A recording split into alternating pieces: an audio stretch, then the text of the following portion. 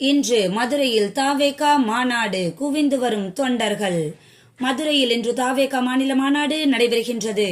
தொண்டர்கள் குவிந்து வரும் நிலையில் நேற்று இரவில் திடலுக்கு சென்று மாநாடு ஏற்பாடுகளை விஜய் பார்வையிட்டார். தமிழக சட்டமன்ற தேர்தலுக்கு இன்னும் சில மாதங்களே உள்ளன.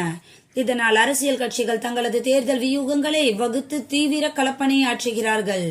2026 சட்டமன்ற தேர்தல் தான் விஜய் தலைமையிலான தமிழக வெற்றிக் கழகம் சந்திக்கும் முதல் தேர்தலாகும். எனவே முதல் தேர்தலிலேயே முத்திரை பதிக்க அக்கட்சி தீவிர முயற்சி எடுத்து வருகின்றது. அக்கட்சியின் முதல் மாநாடு விழுப்புரம் மாவட்டம் விக்கிரவாண்டி அருகே கடந்த ஆண்டு நடந்தது. இரண்டாவது மாநில மாநாடு இன்று வியாழக்கிழமை மதுரையில் மிக பிரம்மாண்டமாக நடக்கவிருக்கின்றது.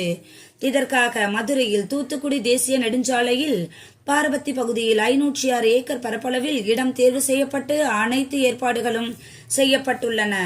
மாநாட்டு மேடையின் உச்சியில் வாகை சூடும் வரலாறு திரும்புகின்றது என்று குறிப்பிட்டு அண்ணா, எம்ஜிஆர், விஜய் படங்கள் அமைக்கப்பட்டுள்ளன. மாநாட்டில் 2 லட்சம் தொண்டர்கள் பங்கேற்கும் வகையில் இருக்கைகள் போடப்பட்டுள்ளன. தொண்டர்களை நடந்து சென்று விஜய் பார்க்கும் வகையில் சுமார் 300 மீட்டர் தூரத்திற்கு ரேம்ப் வாக் நடைமேடை அமைக்கப்பட்டுள்ளது. அதன் இருபுறமும் 40க்கும் மேற்பட்ட போக்கஸ் விளக்குகள் பொருத்தப்பட்டுள்ளன. விஜய் மேடையில் நடந்து வரும்போது முதல் அடுக்கில் பவுன்சர்கள், 2வது அடுக்கில் போலீசார் என 2 பாதுகாப்பு ஏற்பாடும் உள்ளது. வித்தியாசமான குடிநீர் வசதியும் ஏற்பாடு செய்யப்பட்டுள்ளது. மாநாட்டு திடலில் இரவை பகலாக்கும் வகையில் 200க்கும் மேற்பட்ட உயர் மின் கோபுர விளக்குகள் அமைக்கப்பட்டுள்ளன. விசாலமான பார்க்கிங் வசதியும் செய்யப்பட்டுள்ளது. மற்ற கட்சிகளிடமிருந்து வித்தியாசத்தை காண்பிக்கும் வகையில் தாவேக மாநாட்டில் சில வசதிகள் ஏற்படுத்தப்பட்டுள்ளன. அதில் குறிப்பாக தொண்டர்களின் தாகத்தை தீர்க்கும் வகையில் ஆரோ வாட்டர் பிளான்ட் மூலம் குடிநீர் விநியோகம் செய்யப்படுகின்றது. இதற்காக நிலத்திற்கு அடியில் சுமார் 8000 மீட்டர் தூரத்திற்கு பைப்புகள் பதிக்கப்பட்டுள்ளன. நிறைய குடிநீர் நள்ளிகள் அவற்றில் பொருத்தி இருப்பதால் எந்த இடத்திலிருந்தும் குடிநீர் பெறும் வகையில் வசதியும் உள்ளது.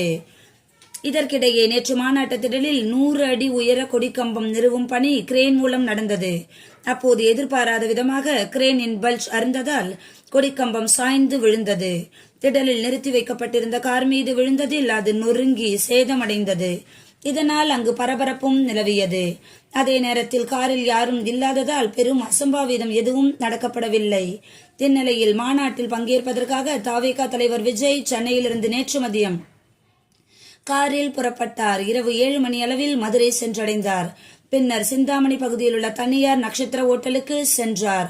தொடர்ந்து அவர் பாரபத்திக்கு வந்து மாநாட்டு பணிகளை பார்வையிட்டார். மேலும் சரிந்து விழுந்த 100 அடி கொடிக்கம்பம் குறித்து அங்கிருந்த நிர்வாகிகளிடம் கேட்டறிந்தார். ஒவ்வொரு பகுதியிலும் ஏற்பாடு செய்துள்ள சிறப்பு ஏற்பாடுகள் குறித்து நிர்வாகிகள் அவருக்கு விளக்கினர். தொண்டர்களுக்கு எந்த இடையூறும் வராத வகையில் மாநாட்டை நடத்த வேண்டும் என்று கட்சியினருக்கு உத்தரவிட்டார். பெண்கள் அதிக அளவில் மாநாட்டில் பங்கேற்பார்கள் என்பதால் அவர்களை வழிநடத்தும் வகையில் 50 பெண் பவுன்சர்கள் உட்பட 550 பவுன்சர்கள் நேற்று கேரளாவிலிருந்து வந்தனர். இது தவிர தனியார் செக்யூரிட்டி நிறுவனத்தின் சார்பில் 2000 பேரும், காவல்துறை சார்பில் 3000 போலீசாரும் பாதுகாப்பு பணியில் ஈடுபடுகின்றனர். மாநாட்டில் பங்கேற்க இரவு முழுவதும் தொண்டர்கள் குவிந்த வண்ணம் இருக்கின்றனர்.